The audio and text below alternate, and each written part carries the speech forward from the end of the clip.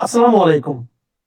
প্রিয় দর্শক, অন্য মঞ্চের আলাপচারিতায় আপনাদের সকলকে আমন্ত্রণ জানাচ্ছি। সুতরাং বাংলাদেশ আওয়ামী লীগ হচ্ছে মাটির মাটির মানুষের দল, একেবারে তৃণমূল, একেবারে যারা ধরেন আহ, কি বলবো, এই দেশের প্রান্তিক মানুষের মনের দল। সুতরাং সেই জায়গা থেকে যদি বলি, আজকে আমি ভিডিও দেখছিলাম, আমি আপনাকে এরকম মানে প্রচুর ভিডিও দেখাতে পারি যেখানে মানুষ বলছে যে মানুষ পায়ে ধরে শেখ হাসিনাকে নিয়ে আসবে। এখন আমরা মোটর বাইকই চালাতে পারি না, মোটর বাইক ছিনতাই করে নিয়ে যায় যদি টাকা না পায়। আমাদের সামনে ছিনতাই হচ্ছে প্রতিদিন। আমরা এখন চিন্তা করি আজকে কয়টা ছিনতাইকে মোকাবেলা করবো, এরকম রিক্সাওয়ালা এগুলা বলছে। সেই জায়গা থেকে বাংলাদেশ আওয়ামী লীগের উপরে মানুষের আস্থা যেভাবে বাড়ছে, এবং গত 2 বছরেও আমরা মোটামুটি ভাবে যেভাবে টিকেছিলাম। আপনাকে একটা কথা বলি, এই তারিখটা হচ্ছে 4ই অক্টোবর 2025, গত বছরের কথা, কি বা নভেম্বর হবে। আমি তখন জিনিভাতে একটা একটা কনফারেন্স শেষ করে বের হয়েছি। মাননীয় প্রধানমন্ত্রী ওই ওই সময়টাতে কি একটা কারণে তিনি তখন তার সাথে আমার কথা হচ্ছিল। আপা তখন একটা কথা বললেন যে, তুমি কি জানো যে চাঁপাই নবাবগঞ্জে ওই যে আপনি ছবিটা দেখাচ্ছেন, দেখেছেন? ছবি দেখলেই বোঝা যায়। তো ওইখানে তিনি আমাকে একটা কথা বলছেন যে চাঁপাই নবাবগঞ্জে আজকে কিভাবে আমাদের উপর আক্রমণ হয়েছে, তুমি সেটা দেখেছো? আমি বললাম যে আপা, আমি তো কনফারেন্সের রুমের মধ্যে ছিলাম সারাদিনই, আমি এটা লক্ষ্য করতে পারিনি। তো বললো যে তুমি দেখো, খোঁজ নিয়ে দেখো। তখন তিনি আমাকে একটা ইন্টারেস্টিং গল্প বললেন যে সেখানে প্রচুর বাড়িঘর পুড়িয়ে দেওয়া হয়েছে।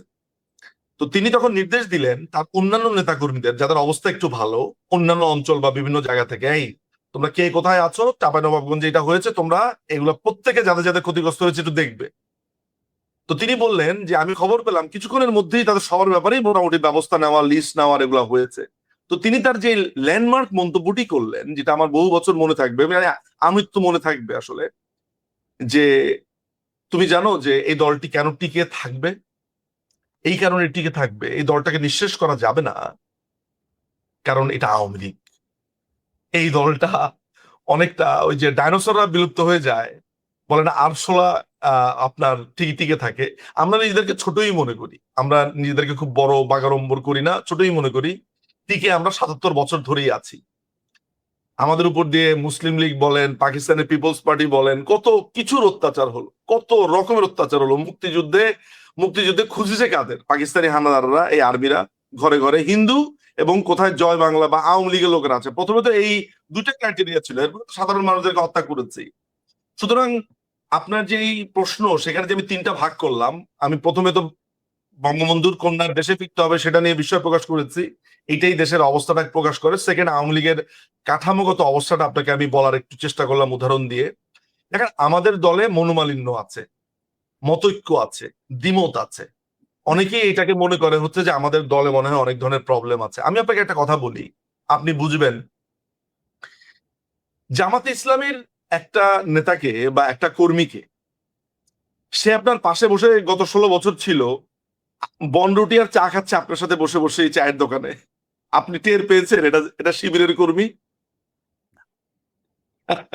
আমি এখন আসলে লাইভে বলবো না, আমি এমন কিছু মানুষকে চিনি যারা আমাকে 6 তারিখে ধমক পর্যন্ত দিয়েছে যে আল্লাহ যাতে আমাকে হেদায়েত করে, এইভাবে আমাকে দিয়েছে।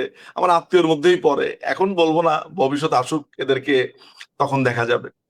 তো এই এই যে ছেলে আমাকে হেদায়েতের কথা বলেছে, সেই হেদায়েতওয়ালা বছরের পর বছর আমার পাশে ছিল, ঘুরেছে, আমি কোনোদিন টেরই পাইনি যে সে শিবির করত।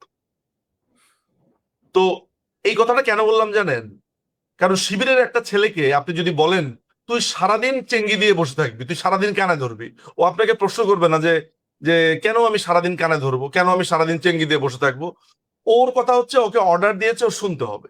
ওইটাকে একটা যুদ্ধক্ষেত্র মনে করে। হুম। বাংলাদেশ আওয়ামী লীগের কর্মীদের বা আমি বলবো বামপন্থী যারা পার্টি আছে, এদেরও একটা টেন্ডেন্সি আছে প্রশ্ন করার। নিজের দলের নেত্রীদেরকেও, নেতাদেরকেও তারা প্রশ্ন করে, প্রশ্নবিদ্ধ করে। এটাকে আমি ভালো চর্চা বলি, আবার ইন সাম কনটেক্সট এটাকে আমি একটু দুর্বলতাও মনে করি। কারণ যুদ্ধক্ষেত্রে কিন্তু ওই জামাতে স্টাইলেই আপনার আনুগত্যের কিছু প্রয়োজন রয়েছে। তারপরেও আমি অ্যাপ্রিসিয়েট করি এই কারণে, কারণ আমাদের দলের মানুষরা, ধরেন আমাদের একজন নেতা বললো এটা করতে হবে, আমাদের একেবারে ক্ষুদ্র একজন কর্মী, ক্ষুদ্র কর্মী বলতে বুঝাচ্ছি ধরেন প্রান্তিক শ্রেণীর, ছোট, বয়সে কম, প্রাজ্ঞ একজন রাজনীতিবিদের সামনে বললো যে স্যার বা লিডার, আমি এটা কেন করব, প্রশ্ন করে বসলো। তো জামাতে ইসলামীতে আপনি এটা দেখবেন না, জামাতের ওই বড় হুজুর যা বলেছে, হ্যাঁ, এটা কাউরে বলা যাবে না, এটা বলে আল্লাহ গুনাহ দিবে। হ্যাঁ, ওই ওই টাইপের ঘটনা আর কি, যেগুলো নিয়ে আমরা হয়তো আলোচনা করব।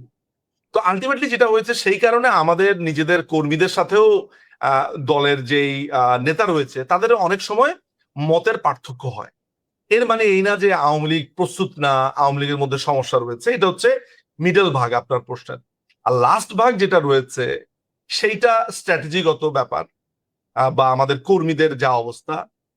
দেখেন, আমি আপনাকে একটা কল্পনা করতে বলি বা একটা জিনিসের দিকে একটু নজর দিতে বলি। গত 2 বছর আমি বাংলাদেশ আওয়ামী লীগকে কতটা মিস করেছি আমি জানি না, কিন্তু আমি মিস করেছি হচ্ছে মাননীয় প্রধানমন্ত্রী শেখ হাসিনা।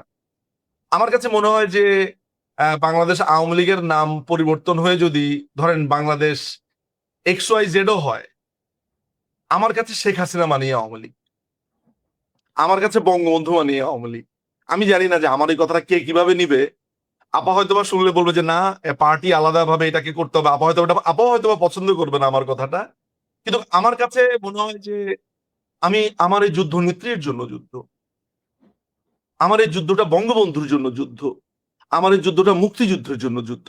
বিশ্বাস করেন, আমি গত 2 বছরে যদি আপনি আমাকে বলেন যে আপনি আপনি আওয়ামী লীগ পার্টিকে মিস করেছেন নাকি নেত্রীকে মিস করেছেন, আমি আসলে প্রতিশোধটা নিতে চাই নেত্রীর উপরে যে অন্যায় হয়েছে সেইটার। প্রতিশোধের মানে এইভাবে ধরবেন না যে আমি কাউকে মারতে চাই, কাটতে চাই। অর্থাৎ আমি এইটার পাল্টা যেই কাজটা করা দরকার সেটা করতে চাই নেত্রীর জন্য। তো আমার কাছে নেত্রী দল এর এর এর একটা দীর্ঘ, একদিন বলবেন যে আমরা কেন খুবই মানে পার্টি ওয়েতে আমরা এত আবেগী কেন, সেটা একদিন আলোচনা করা যাবে আপনার সাথে। এটার একটা বড় ধরনের ফিলোসফিক্যাল জায়গা আছে, অ্যাসপেক্ট আছে। ফলে আমার কাছে মনে হয় যে আমাদের কর্মীদেরকে যদি আপনি একটু জিজ্ঞেস করেন, যে দেখবেন একজনের সাথে আরেকজনের নানান ধরনের মতদ্বৈততা থাকতে পারে, সমস্যা থাকতে পারে। ইনফ্যাক্ট আপনি অনলাইনেও দেখেছেন। তো অনলাইনের ভেতরেও আপনি কাউকে জিজ্ঞেস করেন যে শেখ হাসিনার প্রশ্নে আপনি এক কিনা, উত্তর হচ্ছে অবশ্যই। ধরেন আমি আর আপনি একজন আরেকজনকে দেখলে মেরে ফেলবো টাইপের অবস্থা তৈরি হয়েছে। আমাদের সামনে এসে মাননীয় প্রধানমন্ত্রী শেখ হাসিনা দাঁড়ালেন, কিসের আমাদের মধ্যে আমরা অ্যাটলিস্ট প্রধানমন্ত্রীকে দেখানোর জন্য দুজন কোলাগুলি করব। মানে আপনাকে আমি বুঝাইতে পারলাম ব্যাপারটা। এটা একদম বুঝতে পেরেছি। আপনি মনে করে দেখেন যে অনলাইনে আমার পিছনে লেগে থাকে কারা। ধরেন একটা আপনি মনে মনে কল্পনা করেন, নাম বলার দরকার নেই। আমি নিশ্চিত যে প্রধানমন্ত্রী যদি সামনে এসে দাঁড়া বলে, এই তোরা দুজনের কোলাগুলি করবি আজকে সারাদিন, আমার ধারণা আমরা তাই করবো, ওই প্রশ্ন করবো না। কারণ হচ্ছে যে মাননীয় প্রধানমন্ত্রী বেঁচে আছে, শুধু এইটাকে কল্পনা করে আমরা 32 ভুলতে চেয়েছি। আমরা এইটাকে কল্পনা করে গত 2টা বছর আমরা দাঁতে দাঁত চেপে আমরা আল্লাহর কাছে এইটা প্রার্থনা করেছি, আল্লাহকে এইটা বলেছি যে আল্লাহ আপনি আমাদের অনেক কিছু নিয়েছেন হয়তোবা, কিন্তু আমাদের যে প্রাণ ভোমরা, আমাদের যে নেত্রী, আমরা যার সোল আমাদের সোল, নেত্রী তিনি আছেন। 2 নেত্রী আসলে, মাননীয় প্রধানমন্ত্রী এবং আমাদের ছোট আপা, এই বঙ্গবন্ধুর 2 কন্যা বেঁচে আছেন। এইটা আমাদের জন্য অনেক বড় একটা ব্যাপার। আমরা 32-এর যে কষ্ট, যে বেদনা, সেই বেদনা তো শুধু আওয়ামী লীগের লোকদের একক বেদনা না। আপনি রুমিন ফারহানা আপার কথাই চিন্তা করেন না কেন। হ্যাঁ, রুমিন ফারহানা আপার আমি একই ইনস্টিটিউশনে পড়তাম, উনি আমার সিনিয়র ছিলেন। উনার আব্বা ওলিয়াহাদ আপনি জানেন, very much critical about Awami League ছিলেন। একসময় আওয়ামী লীগ তিনি নিজেও করতেন, বঙ্গবন্ধুর অত্যন্ত বিশ্বস্ত সহচর ছিলেন। যা কোনো না কোনো কারণে তিনি পরবর্তী সময় আওয়ামী লীগ করেননি, অন্য পার্টি করেছেন, হোয়াট এভার। কিন্তু আজকে রুমিন আপাও যখন মানে একেবারে বিএনপি থেকে মুক্ত হলেন, তখন তো তিনি অনেক কথা বলতে পারেন যেটা আগে বলতে পারতেন না। তিনি বলেছেন যে 32 কেন ভাঙতে হলো। অর্থাৎ এই বেদনাটা এন্ড অফ দ্য ডেতে কিন্তু তাকে, আমি আমি আমার কাছে কেন জানি মনে হয় কি জানেন, এই যে বিএনপির সিনিয়র যে লিডার গুলো আছে, তাদেরকে যদি আপনি বলেন যে আপনি নির্ভয়ে বলেন, আপনাকে কেউ কিচ্ছু বলবে না। আমি নিশ্চিত বিএনপির সিনিয়র লিডারদের অ্যাটলিস্ট 40 জন 50 জন বলবে আসলে 32 ভাঙার ব্যাপারটা আমরাও নিতে পারিনি। কারণ এক সময় তো সিনিয়র লিডারদের কথা যদি চিন্তা করেন, আপনি মেজর হাফিজ থেকে শুরু করে মঈন খান, আমি জানি না আব্দুল্লাহ নোমান সাহেব বেঁচে আছেন কিনা, তারপরে বিএনপির সিনিয়র যে লিডারদের কথা আপনি মনে করতে পারেন এই মুহূর্তে প্রথম সারির, এমনকি স্বরাষ্ট্রমন্ত্রী সালাউদ্দিন সাহেবকেও যদি আপনি জিজ্ঞেস করেন আলাদাভাবে, আমি একজন নেতা আছে, লিডার আছে, আমি নাম বলবো না, থাক থাক, এটা অন্য আরেকদিন বলা যাবে। এটা এটা ভেরি ইমোশনাল একটা গল্প, খুবই ইমোশনাল গল্প, যে রাজনীতির আড়ালে কিন্তু অনেক শ্রদ্ধাবোধের গল্প আছে, যেটা আমি একদিন শোনাবো আপনাদেরকে, এটা আজকে বলবো না। তো এরকম কিন্তু অনেক লিডার আছে বিএনপির, অনেক সিনিয়র, যে আপনি মির্জা আব্বাসের কথা বলেন, আমি যাদের যাদের নাম মনে আসে তাদেরকে আড়ালে জিজ্ঞাসা করেন, বলেন যে এগুলো আমি কোনোদিনই বাইরে যাবে না, তারাও কিন্তু 32 নিয়ে দুঃখ প্রকাশ করবে। সবাইরই একটা দুঃখ আছে, কারণ এখান থেকে তো 62-র শিক্ষা আন্দোলন বলেন, 66-র 6 দফা, 69-এর গণ অভ্যুত্থান, তারপরে বাংলাদেশের স্বাধীনতা ঘোষণাটা তো এই বাড়ি থেকেই হয়েছে আসলে। সমস্ত পরিকল্পনা, নিউক্লিয়াস বলেন, ছাত্রলীগ বলেন, ওই সময় তো আসলে বাংলাদেশ আওয়ামী লীগকে ঘিরেই সমস্ত কিছু রচিত হয়েছে। এমনকি ন্যাপ গঠিত হওয়ার পরেও বাংলাদেশ কমিউনিস্ট পার্টির মনি সিং বলেন, কমরেড ফরহাদ বলেন, আপনি যাদের কথাই বলেন না কেন, এই বাড়িতে কার পা পড়েনি? হ্যাঁ, মেনন ভাই বলেন, ইনু ভাই বলেন, যেটাই বলেন না কেন। সুতরাং এই কষ্টটা আমরা ভুলেছি মাননীয় প্রধানমন্ত্রী শেখ হাসিনা বেঁচে আছেন বলে।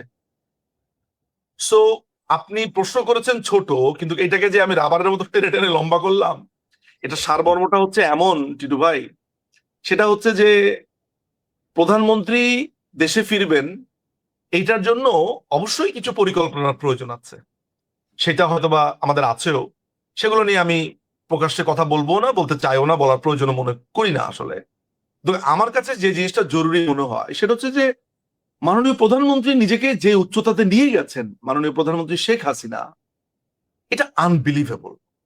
গত 2 বছরে আমাদের রাজনীতি কাকে নিয়ে আবর্তিত হয়েছে? সমালোচকদের রাজনীতি মাননীয় প্রধানমন্ত্রীকে নিয়ে আলোচনা হয়েছে।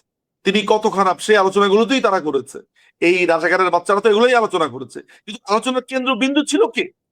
মাননীয় প্রধানমন্ত্রী শেখ হাসিনা। এরা বলছে আমরা শেষ হয়ে গেছি, এ হয়ে গেছি, সে হয়ে গেছি। ওরা বুঝতেও পারছে না আসলে আমাদের অনুধাবনের কারণেও আমাদেরও অনেক প্রবলেম হয়েছে। আমরা যখন ক্ষমতায় ছিলাম, আমরাও অনেক সময় আমাদের অনুধাবনের সমস্যা হয়েছে। আসলে জানি না, ক্ষমতাতে থাকলে মনে একটু অনুধাবনের প্রবলেম হয়।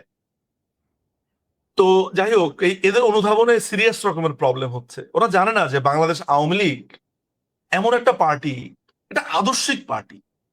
আপনি বিএনপিতে যান, বিএনপির কোন একটা নেতার আপনি জিজ্ঞেস করেন, দেখবেন নারায়ণগঞ্জের একটা ছেলে বলেছে আমি একটা তুখুর নেতা। দেখছেন না, একটা ভিডিও দেখেছেন? দেখ- আমি হইলাম গিয়া ওই এলাকার তুখুর নেতা, শুনেছেন এইভাবে বলেছে। বিএনপিতে এরকম প্রচুর তুখুর নেতা আছে, যাদেরকে আপনি জিজ্ঞেস করলে তারা বলতেই পারবে না বিএনপির আদর্শ কোনটা। বাংলাদেশ আওয়ামী লীগের নেতাদেরকে জিজ্ঞেস করেন, কর্মীদেরকে জিজ্ঞেস করেন, একদম আপনাকে একেবারে মানে হরহর করে তারা 4টা নীতি বলে দিবে আপনাকে। সে বলে দিবে তারা কিসের জন্য লড়াই করে। আর কিছু বলতে পারুক আর না পারুক, বলতে পারবে মুক্তিযুদ্ধের জন্য লড়াই করি, এইটা বলতে পারবে। তো আপনি মুক্তিযুদ্ধের মতো বড় গ্রাউন্ড কভার করতে পারলে আপনার আর আদর্শের আর দরকার কি, অন্য দরকার কি আদর্শের? সুতরাং আমরা প্রস্তুত রয়েছি, আমাদের যা হবে আমাদের জীবন। আমরা তো আসলে অনেকটা, যখন বলা হচ্ছে যে গোলাম আজমের বাংলায় কি কি আওয়ামী লীগের ঠাঁই নাই, বঙ্গবন্ধুর ঠাঁই নাই, শেখ মুজিবের ঠাঁই নেই, এগুলো যখন বলছে, তখন তো ভাই জীবিত থেকেও মারা গেছি। যখন বলছে নিজামীর বাংলা, গোলাম আজমের বাংলা, কাদের মোল্লার বাংলা, কিংবা ওই যে জিন্না টুপি মাথায় দিয়ে ওই জাদুঘরের সামনের গেটের সামনে বলছে যে কি কাদের তেরা খুনসে ইনকিলাব আয়া হ্যায়, মানে কাদেরের রক্ত ধরে, কাদের মোল্লার রক্ত ধরে বিপ্লব এসেছে, আজাদি এসেছে, তাই তো? এগুলো যখন তারা আওড়েছে, বলেছে, তখন আসলে আপনি আসলে আত্মিকভাবে তো আপনি মারা গেছেন। মানে আমরা যারা ধরেন দল করি, দলের অনুরাগী আছি, তারা তো ধরেন একটা সংগ্রাম, একটা স্বপ্ন নিয়ে বেঁচে আছি এই দেশে। তো যারা এই দেশের সাধারণ মানুষ, বিশেষ করে মধ্যবিত্ত সম্প্রদায় বা প্রান্তিক লেভেলের যারা আছে, যারা রাজনৈতিকভাবে কখনো সম্পৃক্ত হয়নি, কিন্তু মুক্তিযুদ্ধ যাদের মাথার মণি হয়ে তাজ হয়েছিল, তাদের তো আত্মিক মৃত্যু ঘটেছে, তারা তো মারা গেছে। সুতরাং মাননীয় প্রধানমন্ত্রী আসলে যদি আমাকে বুলেটের সামনে পড়ে মারা যেতেও হয় বা জেলে টর্চারে মরেও যেতে হয়, ওটা তো শারীরিক মৃত্যু হবে। আপনি একটা বই আমি আপনাকে পড়তে বলবো, 2টা বই আমি আপনাকে পড়তে বলবো, যদিও এই লোকটাকে এখন আমি আর পছন্দ করি না, মানে এই চরিত্রটাকে, কর্নেল তাহেরকে নিয়ে 2টো বই। কর্নেল তাহের বঙ্গবন্ধু হত্যাকাণ্ডে সম্পূর্ণভাবে জড়িত ছিল। বঙ্গবন্ধু হত্যাকাণ্ডের পরে কি হবে এইটার পুরো প্ল্যান হচ্ছে তার করা। এইটা আপনি খন্দকার আব্দুর রশিদ, বঙ্গবন্ধুর যে অন্যতম খুনি, তার যেই পুরো সাক্ষাৎকারটা আছে জিল্লুর রহমানের সাথে দিয়েছে, এইটা পড়লেই, এটা শুনলেই আপনি বুঝবেন। তো কর্নেল তাহেরকে যখন জিয়াউর রহমান ফাঁসিতে ঝোলায়, তার 2টো বর্ণনা আমি 2টো বইতে পড়েছি। একটা বই আপনি পড়বেন, বিবি বিশ্বাস নামে একটা বই আছে, বিভীষিকাময় দিনগুলো। বইটা আমি পুরোটা শেষ করতে পারিনি, শুধু কর্নেল তাহেরের অংশটা আমি পড়েছি। আর আরেকটা বই আছে কাচের কর্নেল, এটা শাহাদুজ্জামানের বই। তো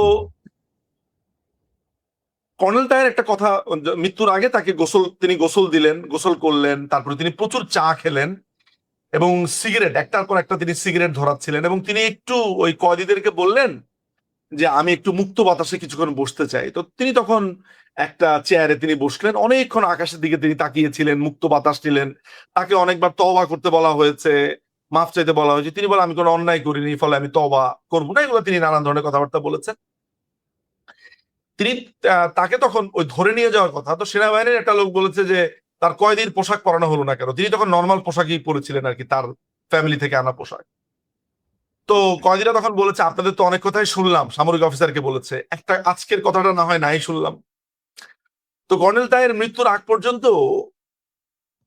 তার কাছে মনে হয়েছিল তার আত্মার মৃত্যু হয়ে গেছে আসলে। আমি যদিও বলি যে বঙ্গবন্ধু হত্যাকাণ্ডের পরিকল্পনার সাথে সাথেই তার মৃত্যু হয়েছে, বঙ্গবন্ধুর তাকে কি না করেছে, তার এই পঙ্গুত্বকে, তার সেনাবাহিনী থেকে অবসরের পরে তাকে চাকরি দিয়েছে, চাকরি করেছে, যাই হোক, তার এমনকি তার এখন তো তার ভাইও আওয়ামী লীগের এমপি হয়েছে, এমনকি তার ভাই যে আনোয়ার হোসেন, আমি জানি না, একটা বই আমি রিসেন্টলি পড়েছি, এটা হচ্ছে সফা আমার কথা কইবে পাখি, আহমেদ সফাকে নিয়ে একটা বই লিখেছে মহিউদ্দিন আহমেদ। মহিউদ্দিন আহমেদের ওই বইয়ের শেষের দিকে দেখবেন এই যে জাহাঙ্গীরনগর ইউনিভার্সিটির ভিসি ছিল আনোয়ার, হ্যাঁ, ব্ল্যাক আনোয়ার, যেটা আর কি আনোয়ার, যেটা আনোয়ার হোসেন। এই আনোয়ার হোসেন ফ্রিডম পার্টির হয়ে ট্রেনিংও নিয়েছিল লিবিয়াতে।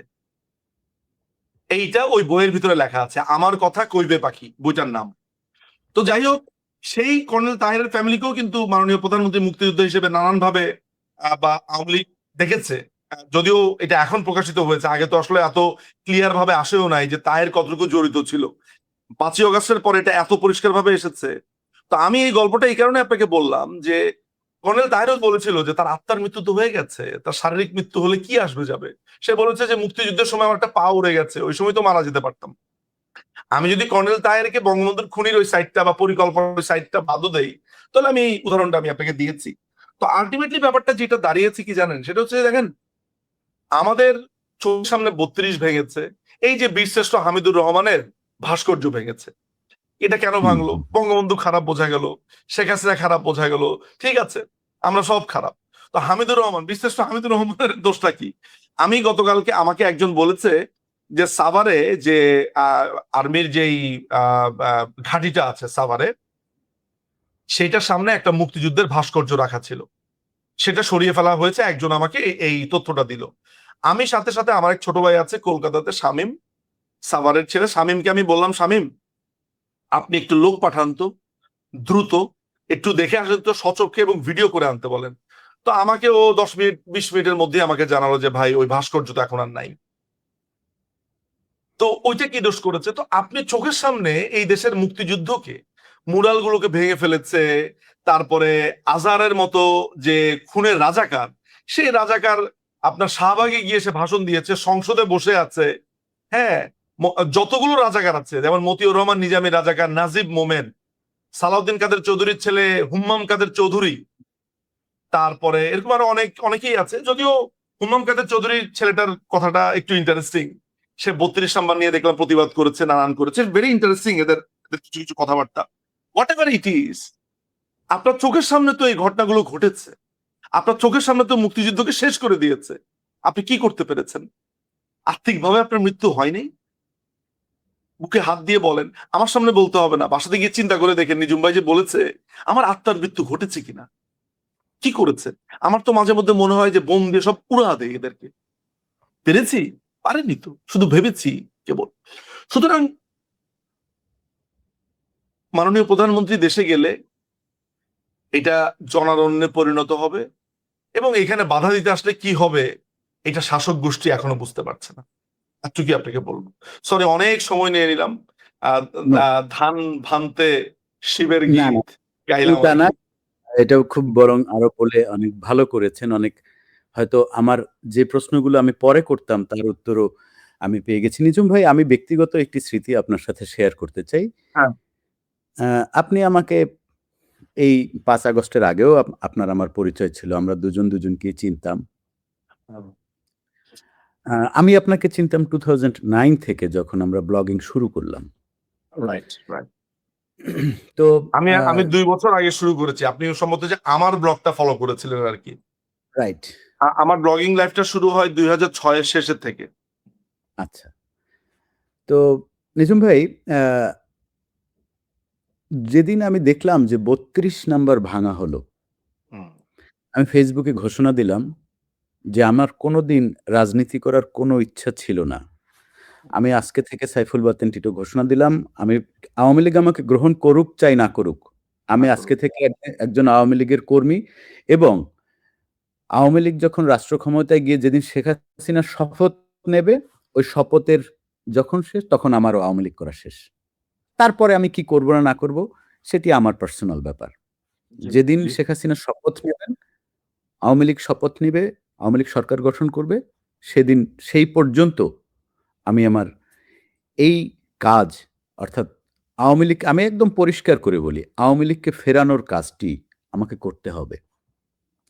কারণ ৩২ নাম্বার আমি কোনোভাবেই আওয়ামী লীগের সাথে ৩২ নাম্বারের সম্পর্ক একটা জায়গায়, সেটি হচ্ছে বঙ্গবন্ধু আওয়ামী লীগের প্রতিষ্ঠাতাদের একজন। আওয়ামী লীগের প্রতিষ্ঠাতা, উনি দেশের রূপকার। উনি ধানমন্ডি ৩২ হচ্ছে বাংলাদেশকে যদি আমরা একটি শিশুর সাথে কল্পনা করি, তার সূতিকাগার। এ ব্যাপারে কোনো সন্দেহ আমার মনে হয়, মানে কারো নেই। জামাতের লোকেরও এই ব্যাপারে হ্যাঁ, সন্দেহ নেই। নেই। নেই। কারো জামাতের লোকের নেই, কারোই কোনো সন্দেহ নেই। কোনো রাজনৈতিক সন্দেহ নেই। ঘাটতারামির কারণে অন্য কথা বলতে পারে। বাট বলতে পারে। মানে এটা নিয়ে সন্দেহ কারো নেই। হ্যাঁ। তো সেখানে তুমি যখন হাত দিয়েছ, তখন তুমি আমার মায়ের উদরে হাত দিয়েছ, যেখানে আমার জন্ম। একদম, পরিষ্কার একদম, ভাব, একদম, পরিষ্কার, শেষ, ফুল একদম। স্টপ। নিঝুম ভাই, আমি এখন একটু ক্রিটিক্যাল কথা বলব। এই জায়গাতে আমার একটু আপনাকে বলা যাচ্ছে, আমি মনে হয় এটা দর্শকদের উদ্দেশ্যেই বলা উচিত। প্লিজ। আমি খুবই আনফরচুনেট একটা জায়গাতে, বা আমরা খুবই আনফরচুনেট যে পলিটিক্যালি বাংলাদেশ আওয়ামী লীগকে আমি যতটা, আওয়ামী লীগের অনেক কর্মী সমর্থককে আমি যতটা ঋদ্ধ মনে করি, কিছু কিছু ক্ষেত্রে কিছু কিছু কর্মীদের আচরণ আমাকে কষ্ট দেয়। যেমন ধরেন আপনার পিছনে মাঝখানে আপনাকে প্রবলভাবে সমালোচনার মুখে পড়তে হয়েছে যে আপনি আওয়ামী লীগের সমালোচনা করেছেন, আপনি ওই ওই ওই স্টুডেন্টদেরকে আপনি সমর্থন করেছেন এরকম ভাবে। আমি কিন্তু আপনার এই ফিরে আসাটাকে, আপনি আজকে যেই কথা বললেন, এই যে আজকে আপনি জনসমক্ষে প্রকাশ্যে যেই কথাটা বললেন, আমি কিন্তু এই মানুষটাকে চিনি, এই মানুষগুলোকে চিনি যারা ওই সময়টাতে বিভ্রান্ত হয়েছে বা মনে করেছে তার প্রতিবাদ করা প্রয়োজন, কিন্তু তার বুকের ভেতরে বঙ্গবন্ধু মুছে যায়নি। মানে দেখেন, অনেক ধরনের ক্যারেক্টার আছে, ক্যারেক্টারাইজেশন করা যেতে পারে। কিছু মানুষ আছে যারা ধরেন আওয়ামী লীগের প্রবল সমালোচনা করেছে বটে, কিন্তু তারা তাদের মূল স্তম্ভগুলো থেকে কখনো সরে যায়নি। আপনার মতো এরকম অনেকগুলো মানুষকে আমি কিন্তু চিনি। আমি আমার দলের সমর্থকদেরকে একটা কথা সবসময় বোঝাই, দেখো, এই মানুষগুলোকে তুমি দলের সাধারণ সম্পাদক করতে যাচ্ছ না, তুমি এই মানুষগুলোকে এমন কিছু করতে যাচ্ছ না যে তোমার কাঠামোগত ভাবে তুমি নিজেকে হুমকি সেগুলো মনে করছো। এই মানুষগুলো কিন্তু ট্রুলি মুক্তিযুদ্ধের পক্ষের। তাদের বিবেচনার জায়গাতে তারা কিছু সিদ্ধান্ত নেয় যেটার সাথে তুমি একমত হতে পারো না বটে, কিন্তু তোমার যে বেসিক বা তোমার যে মূল, তোমার যে গোড়া, অর্থাৎ মুক্তিযুদ্ধ, ধর্মনিরপেক্ষতা, সমাজতন্ত্র, তারপরে এই যে বেসিক এই জায়গাগুলো, বঙ্গবন্ধু, এই জায়গাগুলো কিন্তু তোমার মতোই তাদের শক্ত।